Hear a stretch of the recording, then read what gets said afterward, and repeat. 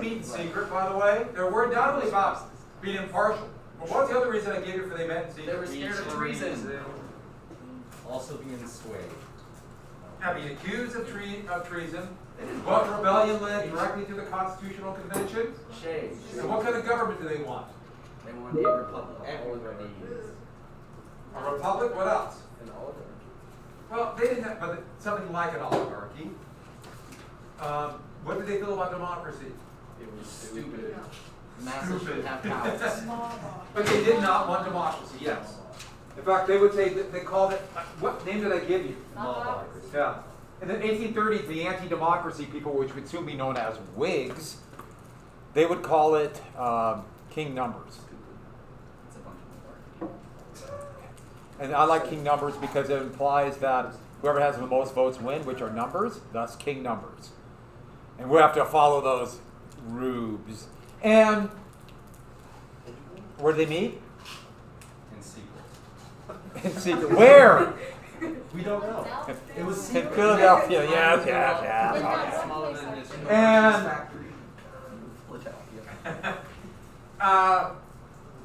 which is the only part of government, at least according to the Constitution, that the people have any direct influence over. The House of Representatives. Yeah, only the House. Only the House.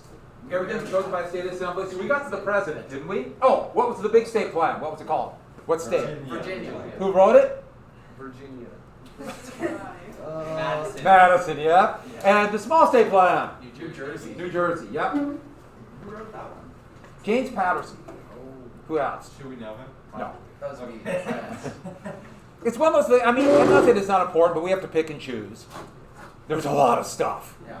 So we got to this, the executive, so we got to this, right? Yeah. And this. And they're still chosen by state assemblies today. It is still the law today. Every state makes that decision today. Every state assembly. As you can tell, I know people send me notes, and I understand that.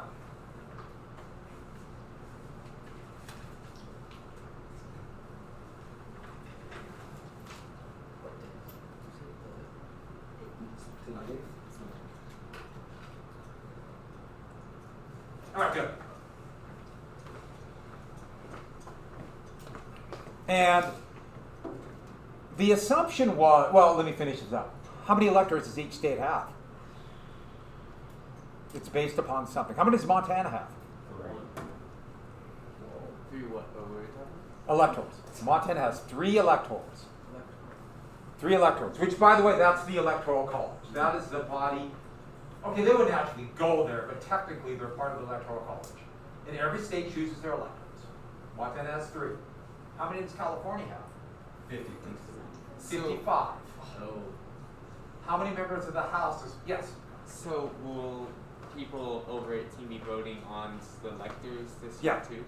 Yeah, Just not hear about them. so when I go vote for president, because I'm actually getting an absentee ballot, so it's supposedly in the mail right now, but I will vote for electors pledged to the president. They'll actually say the presidential candidate, but you're not really voting for them. It's a little weird. Some states, they still put the electors down. Because every state has different election rules. Some states, it's different by county. The parties pick the electors. Are they just like random people off the street? No, Okay. the parties pick. They're rich people. But like. So what happens is, Original. states decide which parties, and this is the way it is done now, they didn't plan it this way. States decide which parties, I'm just hoping it's recording, seems to be okay.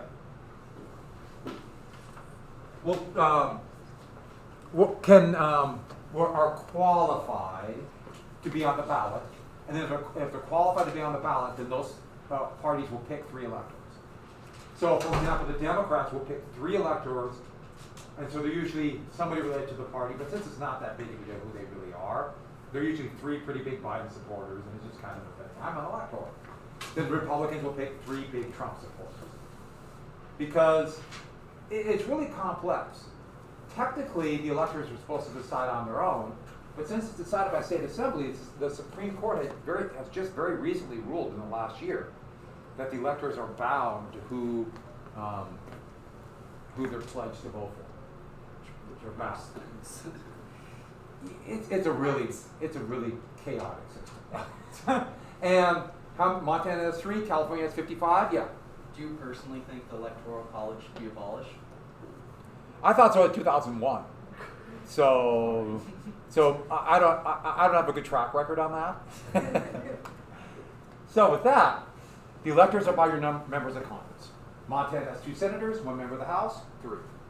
California has 2 senators and 53 members of the House, 55. And when they cut off the members of the House, because literally the room was getting too crowded, at 435 in the 1880s, that means there's 435 electors, 535 electors from the states, and then the Constitution was ratified in the 1970s to give the District of Columbia 3 electors. So DC has 3. They don't have a senator or a member of the House, they just have 3 electors. So there's 538 total electors now. You have to have a majority to become president. If you don't get a majority, it goes to the House of Representatives. And it goes to the House. And that's what Madison thought would happen. He agreed to this because he just assumed there'll never be a majority, it'll go to the House, and the Electoral College will die away. That's what he thought. But he never understood something very important. If you have a winner-take-all system, where whoever gets the most wins, the most electors wins. Does that make sense? Winner-take-all? Almost automatically, whoever has the most win. People divide it into how many factions? 2. Always. And that's why we have 2 political parties. The 2 political parties do not meet the beliefs of everybody in the United States. There's a lot of problems. I mean, the Democratic Party is especially a hodgepodge of all kinds of different stuff. The Republican Party is smaller by numbers of people who identify as Republicans. They're a little bit more ideologically constant. Yeah. But still, it's pretty broad. Democrats, really broad. And so that's a kind of a problem. But it's always winner take all. And since states decide what parties, and that means Democrats and Republicans decide, we're stuck with Democrats and Republicans until there's a pretty big shift. Third parties never last. Why? Because a third party will take away votes from the other 2 parties. Yeah. So for example, there are third parties on the ballot, but you notice they have very few votes. And, for example, libertarians. Libertarians are probably going to vote for what political party if there was no libertarian candidate on the ballot? The Republican. There'd be Republican. So who wants libertarians on the ballot? The Democrats. Democrats want them, because it takes away votes from the Republicans. Green Party, who are they probably going to vote for? The Democrats. Who wants the Green Party on the ballot? Republican. Do you see the issue here? In fact, guess who paid for the Green Party to try to get on the ballot in 2020 in the state of Montana? The Republicans. It was thrown out saying this was technically violating the law. And the Republicans sued to get the Green Party on the ballot in Montana. Which, by the way, tells you a lot about politics are incredibly important. But when you get to that kind of race about, the little shenanigans just to get elected, I can see why people get disgusted. Yeah. But that's not what politics is really the decision making in policy. But so that's the Electoral College. Yeah, I don't like that stuff either. It drives me nuts. But I'm actually fascinated by some of the policy, even though nothing happens now. I'll tell you about that tomorrow. Monday. So the Electorate. So here we got this system. The system that was created. So you'll notice none of these groups are picked by the people, except for the House, and most people can't vote in states. This was on purpose. As many barriers as possible. Remember what I told you. They were scared of the mob. And by the way, they use the word mob all the time. This is not me just kind of saying, yeah, you bunch of hooligans. No, they said it. So, this favors who? Who's favored? By the way, you like the states' rights thing? Who's favored? White dudes with lots of money and fancy wigs. Well, maybe not Whigs. Property. Yeah, people with money, most certainly. This was on purpose, but there's something else. Small states. Small states are really, really favored. And this was done on purpose to keep them in the Union. But it's not just small states. Please add this. Slave states. Slave states are favored too. Slave states were worried that if the president was chosen by popular vote, their votes wouldn't count as much. Because slaves can't vote. They're slaves. They wanted their votes to count for more. And so they wanted it based upon states instead of, and the people in the states, and they speak as a state and not popular vote. So slave states and small states, why we have the Electoral College, and partially for the Senate. And they knew what they were doing. It was the compromise about population. The Senate and the Electoral College. And you can see it here. This is 2016. By the way, let me tell you something real quick. You've all heard the red state, blue state thing. That came about in 2000. Before 2000, the major TV networks, well, since about 1970 on, because when more people had color TVs, they started using colors to signify the states. And they would alternate red and blue. So one year the Republicans would be red, one year the Republicans would be blue. And it just happened to be in 2000 that Republicans were red and Democrats were blue. Well, and what? Oh, that just surprises me. I mean, Democrats are always blue and Republicans are always red. Yeah, your whole life it's been that way. But if you look about the whole time period, that's a pretty short period. But that the Florida electoral votes were contested, and eventually the Supreme Court told Florida to quit counting and give the state to Bush. And when that happened, President Bush became elected president, and he was a Republican. But for the week and a half after the election, when this was a huge controversy, when that happened, they always talked about, okay, the states that were red voted for Republican, the states were blues voted for Democrats, and they started saying red states and blue states, and now we're stuck with that thing. Which is a little bit annoying, really. Because there's very few states that are absolutely all red or all, let me rephrase that, all Democratic or all Republican. Montana isn't. Montana is, yeah, there's probably a slight majority of Republicans, but it's actually relatively close and getting closer. And Texas is actually used to be all Republican. It's actually really going to be razor thin. Looks like Democrats might take over Texas in the next 4 years, which is really weird to think about. California, in my lifetime, used to be a very solidly Republican state. It was. Very Republican, which is so weird to think about today because it is so Democratic. And there was no Republican Party in the South until the Civil Rights Bill of 1964. There was just no Republicans. That's literally when it changed. And so, do you see why it just doesn't make sense? It always kind of annoys me, but that's how it came to. This is the vote for 2016, and it shows a pretty big majority for President Trump, but no one lives here. Yet, per voter, Montana has more electors than California. Per voter. Let's go. Our vote counts more. Yes! Take that, California! All three of us.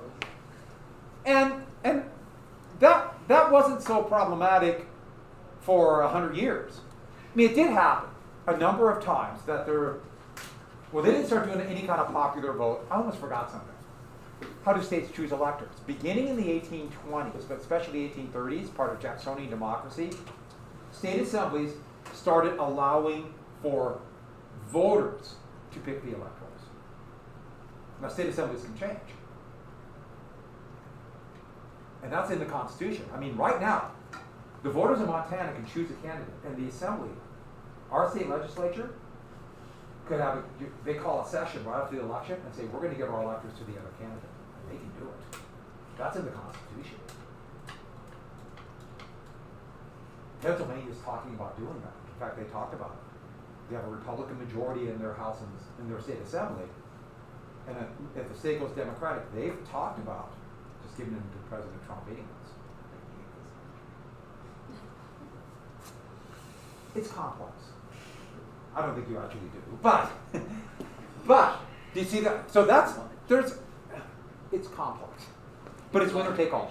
Whoever wins the popular vote gets virtually all the electors. It's all the electors in that state. And so, all they have to win is just by one vote, and they get all of them. So you look at this map. The most populous states did go to Senator or Secretary of State, Clinton, whatever you want to call her. She had technically two titles, because she was a senator and then Secretary of State. But if 70,000 votes different total, in these three states would have went to her, she would have been president. And she won by the popular vote by nearly 4 million votes. Now, it just happened to be that way. But that's why this is so problematic now, because more and more people are living in a few states. Yet these states still have a disproportionate amount of power in the Electoral College. And yeah, 70,000 votes is not very much. It's kind of the perfect storm against Clinton. It was basically, looking back at it, two relatively unpopular candidates, and for both of them, some of the reasons they're unpopular were you could say, yeah, there's good reasons, and some, really? But that's the way it is every election. And so, you could have a situation that someone running for president, let's say this election right now, President Trump is not even on the ballot in 42 states and the District of Columbia. And they're only on the ballot for 8 states. And they only win those 8 states by 1 vote in each state. So 8 total votes. Get that point? And they can still be elected president. President Lincoln was not on the ballot in 11 states and was elected president. Electoral College. Electoral College. Now, 1824 is the first time they had popular votes, and the person who won the most popular votes didn't win. That happened again in 1876, it happened in 1888. It didn't happen again until 2000, and didn't happen in 2016. And if President Trump is reelected, which, same deal, just the numbers will be hard. But it's almost impossible to imagine him being reelected and win the popular vote. Almost certainly he would lose the popular vote if he won a re-election. But that is the system, and it's a legacy of the past. You can make your own decision whether or not that's fair or not, but pretty amazing system, isn't it? I like this picture. Look at this one by counties. Couple. Lewis and Clark didn't.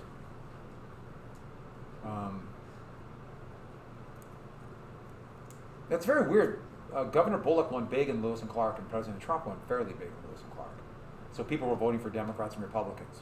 Montanans are notorious ballot splitters. But look at this one. When they do the counties by size, those are supposed to be counties. That's so gross. So look how big New York is. And then, here's Montana. Anyway, I just think that's a funny map. That's beautiful. You don't exist. No, that's how the world should be. All the Dakotas would just go. And It's weird when what The great. it really depends on who it I like favors. Florida. So you can imagine right now, there's a lot of people who are partisan Democrats who want to get rid of the Electoral College. And a lot of people who are partisan Republicans who want to keep it. And do you blame either of them? I mean, just for pure power to make decisions. And it's reversed in the other way. For years, Democrats wanted to keep the Electoral College. Yes? Is that little line there Alaska? Like to the left? Yeah, that's Alaska. That's Alaska? No, that's Hawaii. So, okay. Is Alaska just not? Alaska somehow didn't make it on the map, but I think that might be Alaska. And so let's go ahead and go then to 3/5 compromise. We could talk about the Electoral College. It's a pretty amazing thing. I get tired of this blue state, red state thing. Oh, before we get this, one thing really quick. Don't forget, that's why we have a two-party system. Don't forget this. Winner take all is why we have two parties. And you might want a third party. A third party would represent me more. We're just not going to get it unless you. Nobody who has a winner take all has a two-party, or has anything but a two-party system. Canada its winner take all has two liberal parties, but they take votes away from each other. The NDP and the Liberal Party are kind of regional parties. States that have proportional, like Germany, have multiple parties. Germany's kind of crazy. My sister-in-law lives in Germany, and So does that work well? they would say much better than here. Parliaments have an advantage of getting things done faster and more efficiently, but there are problems when no one gets a majority. And so you could have, like in Italy has that proportional government, and it's in the 1970s, Italy had a new government almost every 6 months. Because the coalition of parties come together and then break apart, new election. They have a new election every time there's one party collapses. I like that. Because I hate the 4-year, when presidents run for 4 years. How long is an election? They have 6 weeks to campaign, that's it. Really? Campaign ads for only 6 weeks. Yeah, isn't that? Who would like that? Unless you have a stock in a TV station. Okay, so 3/5 compromise. So the census is going to take the population every 10 years. And here's the thing: who's a person? Property. Free white people. Because the more people you have, the more members of the House of Representatives and other things. And so, they want people to be counted. Every state wants more people to be counted. They want everybody counted for some things, and some things they don't. So, for representation in the House of Representatives, the more people you have, the more members of the House. Make sense? Oh, here's another one. They believe taxation would be done by states. And the greater your population, the more taxes you pay. So basically, populous states like New York would collect a tax and then pay the federal government a percentage of that tax. The more people, the higher the percentage. So Delaware wouldn't pay as much as New York. And so these are two big things for population. So wouldn't the state want more people for this and less people for that? But let's get by sections. And slavery. Do you count slaves as people? Who says, yeah, The South. let's count slaves for representation? Did I say that? Yeah. Oh, no, that's wrong. And I typed it in. Act like I didn't type that in, everybody. Everybody look down. Do the I see nothing, I know nothing. Where'd it go?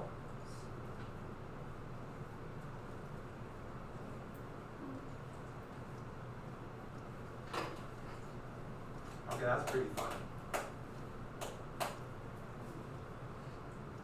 Cost slaves.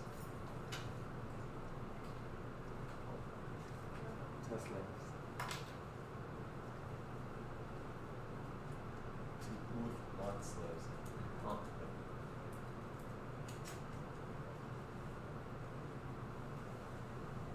That's still not right.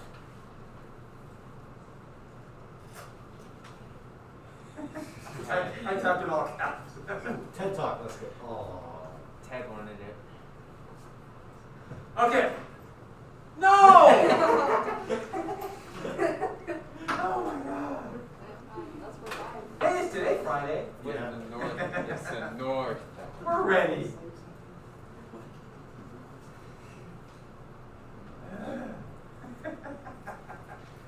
I gotta. Why are you doing this to me? It's a great question.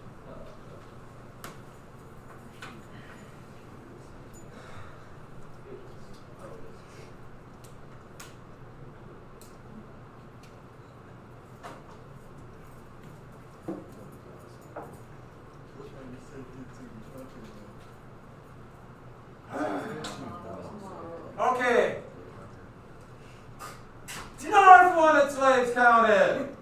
Oh, God. And South wanted. I kept typing in North over and over again for everything. Does everyone got that? Was this fun? Was this as fun as it appeared to me? Yeah, it was. Okay, so the South wanted slaves to be counted towards representation. That means there'll be more members of the House and what other body? The Electoral College, more members per white voter. And since only a small minority of white voters could vote, in the South it was all by property. That gives them a heck of a lot of power, doesn't it? Yet, the North wanted it counted for taxation. Because then, that's more people in the South, more taxes. Thus, the 3/5 compromise. Okay, we'll both give up something. Slaves would not be counted as full people. They'll be counted as, actually what the law said was for every five slaves, we'll count as 3 people. So 1,000 slaves, 600 people. That's purely for population. And make sure you understand, this is not for voting. Slaves can't vote. They're slaves. But this gives more power to those who have slaves. Now, by the way, this is a part of the Constitution where they write in, and they're writing in the elements of the 3/5 compromise. But don't forget this. I wrote that in big letters because I'll get people writing on tests. Because this is going to become a big issue before the Civil War. The vote of the slaves. No, slaves aren't citizens and can't vote. Oh, wait a second. If slaves aren't citizens, but they're counted towards population, that means the census counts everybody, regardless if they're citizens or not. And that's in the Constitution to this day. They count everybody. And so they apportion for everybody. It's one of those little gray areas. And there are people in this country that are undocumented immigrants. Therefore, they're not citizens and technically not counted. Or they're legal immigrants and they're counted in the census. That's in the Constitution. But back to this. Who this favored? This favored whom? Slaveholders. Well, what section? Even though, yeah, really favored the slaveholders. What section? The representation. Exactly. It really favored the South. It really favored. It was a completely pro-Southern compromise. The slave states would be favored. Why? Did this happen? No. It didn't happen. They didn't collect taxes like that. They still don't. That's not done. It was called direct taxation. By the way, you've heard of income tax? That didn't exist yet. Because our concept of income did not exist then. This is pre-capitalism. And so, slave states really favored them, yeah. So the slaves were counted to representation, but they will not be taxed because of those people. Remember, no, these aren't individuals who are taxed. That's The state would Yeah, collect hold on. taxes in their population. So the state will not count the slaves for the taxation, but would for the representation. Well, that, No, that kind of taxation. They would be counted towards taxation, but that kind of taxation never happened. Okay. So they collected taxes totally different ways. So the way that, by proportion, never happened. So the North's got nothing. And so, a big benefit, in fact, by 1800, northern states that are more and more becoming becoming free, but it's more complex than that. So I'll just say free states, though. They hated the 3/5 compromise so much, they started calling it slave power because of the House and the Electoral College. Slave power. Here's an article from 1820 talking about this incredible piece of legislation called the Missouri Compromise, and you notice the extension of slave power. And it's not that the slaves have power. The slaves have no power. They're slaves. Who has power? Slaveholders. Slaveholders, exactly. Slave power. Thomas Jefferson was elected by slave power. Interesting history. And so, with that, boom. What do all these men have in common? Slaveholders. They're all slaveholders and they're all present. And white. Well, yeah. So the United States.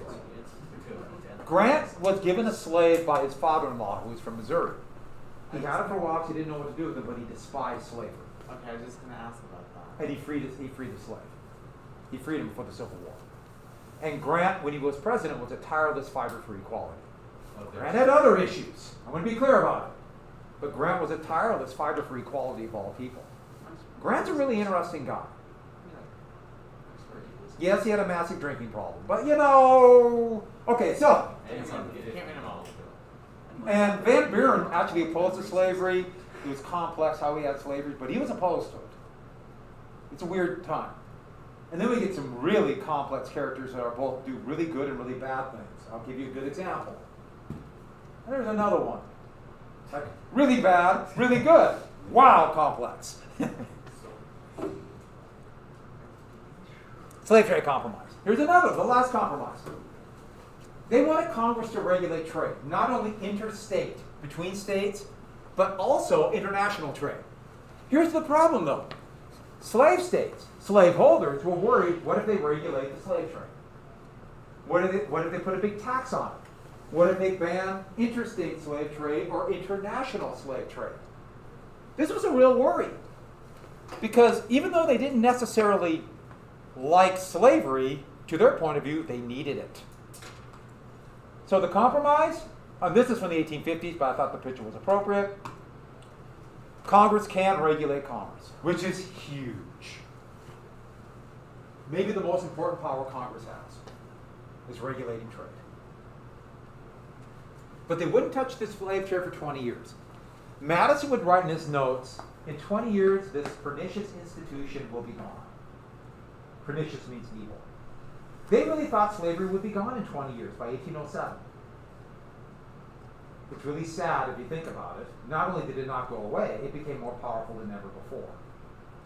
So they knew in the Declaration of Independence and the Constitution how troublesome slavery was. And they all had this fantasy idea that it would go away. And that includes people who, all different ideologies. They all had a fantasy. You'll notice there's a lot of fantasy. We won't, it'll happen, please, it'll happen, But, by having the slave trade compromise and the three-fifths compromise, put something like a bracket or something on the side of the three-fifths compromise and the slave trade compromise, even though they never mention the word slavery in the Constitution, this makes slavery constitutional. Because once you say slaves can be property, once you say slaves can be counted as people, and the slave trade is legal, you've just said the slavery is legal. There'll be other elements too. Property is protected by the Constitution.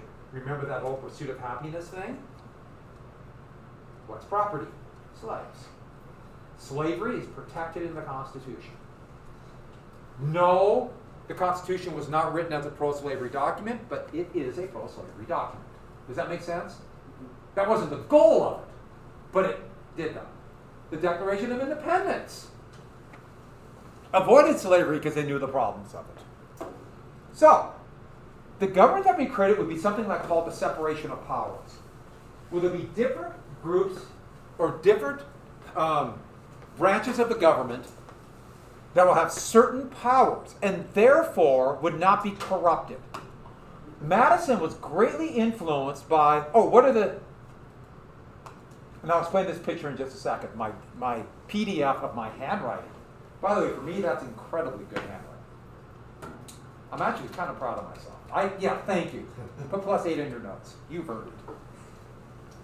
Oh, the quiz, too late. -4. Yes. All right, so we are going to make a triangle of executive, legislative, judicial. And I tried to do this online, and it was just a total pain. And so I said, why don't I just copy the thing and put a PDF on it? Yeah. I will put things in so you can read it, but I just want to give you an idea what it'll look like. Okay, these are the three branches. Baron de Montesquieu, a French philosopher in France during the reign of Louis XV. He was writing about an absolute monarch who had the power to make laws, try in courts, he had the power, and carry out the laws. And he said that led to the corruption, and he thought the downfall of France. And he was actually looking not so much at Louis XV, but his grandfather, Louis XIV, the Sun King. Some of you have heard of him. And so, Montesquieu, great influence. Montesquieu's an interesting guy. He would lose influence. But he wanted then 3 separate branches, and there would be checks and balances. Checks and balances. So one branch would be a check on the other branch. And so, with that, let's get to the first one. Oh, I wrote up right here, enumerated powers. In the Constitution, it lists, which is called enumerated, certain powers. But they're pretty vague. Hey, they knew the country's going to change, and the Constitution has to be incredibly flexible. One of the biggest fights about the Constitution is about that flexibility. That's a fight that goes on to, look at the clock, 11:07, and still going. So, let's get to the executive branch first. In the executive branch, you need a drink of water. This is Article 2 of the Constitution. It's not that long of an article, but this is by far the most powerful branch. And you can read the executive execution of acts of Congress. So, they execute and also interpret the laws. That's called execution of the lands. So I wrote that in to make sure we got that. They execute the laws. But they also say what laws are. Congress passes a law, and the executive branch goes through and says how we'll enforce it, what parts will be enforced. And that gives the executive unbelievable amounts of latitude. And when the president makes an announcement of how they will carry out a law, that has a name. And I'm sure some of you have heard that name. It's called an executive order. And that's when the president says how they will follow the law. It's not law per se, but it says how they'll carry out the law. So it's kind of is. It kind of is law. Because the president can change the way a law is enforced. And it's a big deal. Yes? Does that kind of power also go to the vice president? No, vice president has no power. The vice president only does 2 things. Breaks ties in the Senate and waits for the president to die. And that's literally all the vice president does. And so they have no other power. It's the executive. Now, the vice president is this weird thing. Since they break ties in the Senate, they're kind of part of the legislative branch. And they're kind of part of the executive branch. But they have no power. That's why a lot of presidents absolutely despise their vice president. Just waiting around for me to die, huh? Politically, now they all act like they're buddies. It wasn't like that before. Didn't Cheney do some shenanigans with the Constitution and But that was because the president allowed the vice president to have that influence. Mm-hmm. Okay. Because the president basically abdicated the authority. All right. So there were shenanigans going on both sides. Yeah. And basically the shenanigans were that Vice President Cheney thought he could get away with it. And then you can make the argument that was a good or bad thing. But, then we start getting into our political point of view. We try our best to try to maintain facts in here. I only have biases about, I rarely show my bias about directly about politicians except for one person. Richard Nixon. I despise Richard Nixon. And I will tell you why. Watergate. No, it's not Watergate. It's before that. Well, there's a lot of reasons Drug to war? despise Nixon. It's not Huh? Drug war? It's about Vietnam. He scuttled the peace agreement in 68, might end the war in 69. And do you also hate Lyndon Johnson? Johnson's more complex. Because, yeah. He hasn't emailed me back. Yeah, Johnson, just for the stories, is my favorite president. Just for the stories. But Johnson's the kind of person I look at as being some, I would argue, I think some really good things. And some really, really bad things. He's like a tragedy. Hey, everybody, don't forget, what day do you have to be here next week? Tuesday. And don't forget also the quiz is online if you're really easy. I got 100%. I know, it's so much easier when you make your own case. That seems to be a pattern with presidents. They do some really good things and some really bad things. But you know, name somebody in England, they're just human. Yeah. Except for us three in here. There are people out there that do bad things. Yeah. Yeah. Not here, we do. We're all holy saints. Pretty CIA. much. Don't like to brag. Thank you but- very much. Thank you. So see you next Tuesday. Yes.